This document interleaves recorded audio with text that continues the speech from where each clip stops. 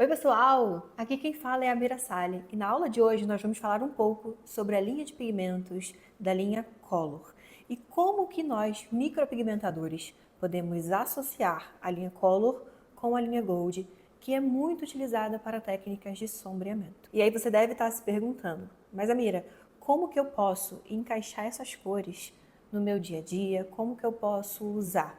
Primeiro, eu quero que você entenda a diferença entre essas linhas. A linha Color, geralmente, ela é mais aquosa. Isso faz com que essas cores ela não brigue com a cor principal da linha Gold. Essas cores elas vão servir principalmente para equilibrar e também para neutralizar. Antes da gente apresentar as cores, eu preciso trazer um assunto que a gente deixou de lado nos últimos tempos, que seriam as tonalidades de pele. Então a gente, no Brasil, que é um país muito miscigenado, nós temos fundos de peles que são fundos quentes, fundos frios e fundos neutros. A gente já sabe que os pigmentos da marca Magicolor são pigmentos prontos, que você pode pegar, você pode utilizar direto na pele, mas quando a gente fala de resultados personalizados, quando a gente fala de criação de técnicas autorais e cores geradoras, nós vamos precisar entender dessas misturas. Então, é muito importante que você, micropigmentador, não deixe de ter essas cores na sua bancada. Nesse primeiro momento, nós vamos conhecer as cores, para depois a gente aprender a fazer nossas misturas e aprender em cada caso específico e aonde usar. Essas cores aqui, elas são cores que nós podemos sim utilizar puras, mas de uma forma muito estratégica, eu aconselho que você use fazendo algumas misturinhas. Aqui nessas taças a gente diluiu em água, e isso aqui é uma ótima alternativa para você conhecer as cores dos seus pigmentos quando você compra um pigmento novo. E as cores que eu vou ter aqui são as cores oliva, ocre, avelã e cerâmica. São cores fundamentais para ter na bancada, para que a gente possa fazer essas misturas e que a gente possa criar esses equilíbrios mediante a tonalidade da pele e também realizando neutralizações em casos específicos. Eu vou dar alguns exemplos aqui no caso de remoção a laser ou de residual na degradação de pigmentos antigos que estão na pele. Vou dar um exemplo. Chegou uma paciente com uma remoção a laser que está com aquele residual laranja. Dependendo do nível de tonalidade que vai estar esse laranja na pele, você pode estar utilizando a cor verde oliva, tanto numa tonalidade pura, tanto misturado com a cor do pigmento.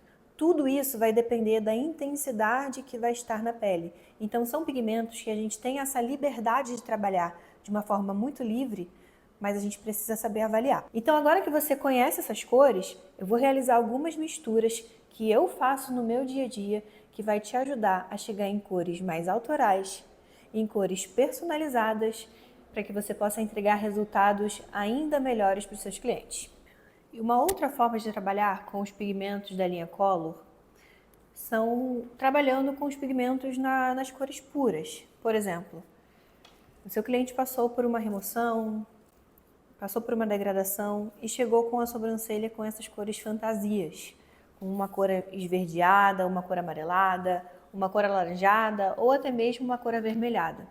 Você pode vir e trabalhar com esses pigmentos de uma forma pura. Então, se o seu cliente chegou com a sobrancelha esverdeada, você pode vir com um pigmento cerâmica e trabalhar com uma forma mais pura. Então, eu vou realizar essa mistura aqui junto com vocês para você poder ver que a gente vai chegar num marrom bem legal.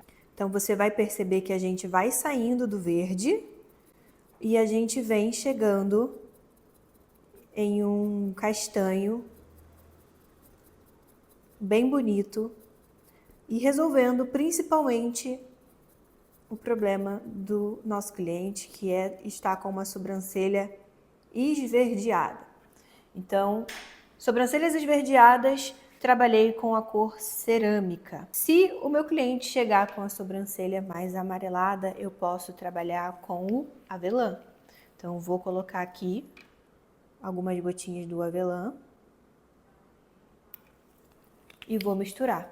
Sempre a intenção é fazer com que a gente chegue num tom de castanho. Então, a gente sempre vai sair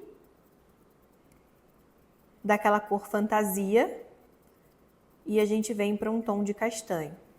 Agora, se a gente tem tons quentes, alaranjados, vermelhos, nós vamos trabalhar muito com a cor oliva.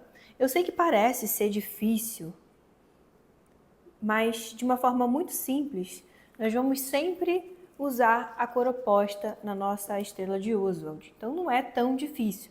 Na dúvida, pega lá a imagem da estrela de Oswald e vem fazendo essa colorimetria de você ver o que falta. Então, se a sobrancelha está quente, ela vai precisar de pigmento frio e vice-versa. Então, nós vamos sempre trabalhar de uma forma muito estratégica, avaliando cada caso. Então, por exemplo, o que a sobrancelha, como que ela chegou na nossa clínica? Ela chegou fria? Ela chegou quente?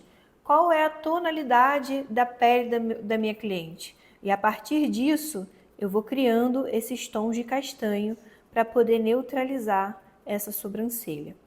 Então, nesse caso aqui, a gente veio com o oliva por cima desse laranja para a gente poder chegar nessa tonalidade de castanho. Então, você vai perceber que quando a gente trabalha com a cor pura, ela neutraliza, mas ela não tem uma tendência a realizar uma alta cobertura dessa cor fantasia que tá. Por isso que eu sempre aconselho fazer essas misturinhas com a linha Gold e a linha Color. Vou colocar aqui também o oliva. Quanto mais escuro tiver a tonalidade, mais pigmento neutralizador você vai precisar. Então, assim, o tom que tiver essa sobrancelha é o tom que você vai criar. Quanto mais escuro, mais necessidade de cobertura. Quanto mais claro e translúcido, menos a necessidade de cobertura. Então, você vai usar a proporção de gotas. Quanto mais pesado tiver, mais pigmento neutralizante. Quanto mais leve tiver, menos neutralizante. E aí você vai fazendo testes. Como que eu vou realizar esse teste? Eu faço a minha mistura e eu venho fazendo um teste na pele da minha cliente para ver se vai ornar ou se não vai ornar. Então você pode perceber que a gente criou uma tonalidade de cor com essas 4 cores aqui. Então, o que não pode faltar na bancada de um artista que gosta de criar cores, que gosta de solucionar problemas, que gosta de criar algo único, algo que não é somente pegar um pigmento e utilizar ele de uma forma rápida. Eu tenho aqui o oliva, o ocre, o avelã e o cerâmica. São cores que eu não posso deixar de ter na minha bancada para poder criar equilíbrio e neutralização.